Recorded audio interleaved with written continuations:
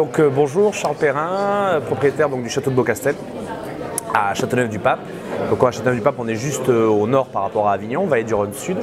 C'est une propriété qu'on a depuis 1909. Ma famille l'a récupérée à cette époque-là. Je suis la 5e génération à m'occuper du domaine. Je ne suis pas seul, on travaille en famille, puisque mes 2 frères et mes 4 cousins, enfin 3 cousins et une cousine, travaillent également sur le domaine.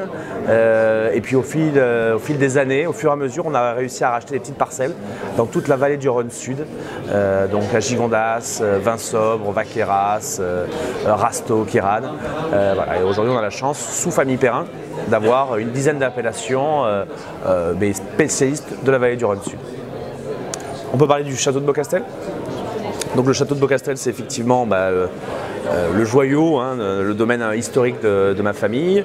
La particularité, c'est qu'on a 110 hectares d'un seul tenant. On est nous à la pointe nord de l'appellation. On a 80 hectares en Châteauneuf-du-Pape et 30 hectares en Côte-du-Rhône. Côte-du-Rhône, on fait ce qu'on appelle le Coudoulé de Beaucastel. Et à Beaucastel, à Châteauneuf-du-Pape, on cultive 13 cépages différents. Dans cette bouteille-là, il y a 13 cépages différents. Ces cépages-là, ils sont plantés séparément, ils sont cultivés séparément, ils sont ramassés séparément et ils sont vinifiés séparément. Et une fois qu'on a 13 vins qui pourraient tous se boire, on les assemble. Donc c'est un travail qu'on fait en famille, assez long, et qui est vraiment la particularité de Beaucastel. Un travail d'assemblage pour essayer de faire les vins les plus équilibrés possibles.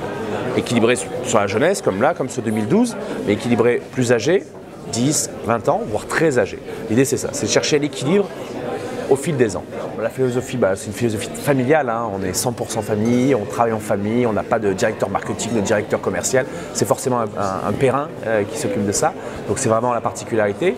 Mon grand-père Jacques a apporté beaucoup au domaine, il est mort très jeune, mais c'est vrai que tout ce qu'on fait aujourd'hui, c'est vraiment lui qui a apporté ça et on continue. Une des particularités, par exemple, c'est la culture bio. On cultive tout ce qu'on a, évidemment, c'est en bio, voire même biodynamie à Beaucastel. Et ça, c'est vraiment lui qui nous a inculqué ça et qui nous a apporté cette idée-là. Dans les années 40-50, c'était de l'hérésie. Il s'est fait énormément critiquer à l'époque là-dessus. C'était un des premiers à refuser la chimie, les pesticides, et on a toujours continué dans cette voie-là. Alors on ne le met pas sur nos bouteilles, nous. La particularité, c'est qu'à l'époque, c'était pas à la mode, on se faisait critiquer, on continuait à le faire, et le jour où c'est devenu à la mode, on n'a pas marqué pour autant, parce que c'est surtout pas un argument commercial, c'est une philosophie, et on est persuadé qu'un vin peut être bon, bio ou pas bio, c'est pas l'idée, c'est plus nous, voilà, notre façon de faire. Mais effectivement, voilà, bio, on est très traditionnel dans la cave, il faut venir, on a des caves assez étonnantes, et vraiment la façon dont on vinifie n'a que très peu bougé depuis 50 ans.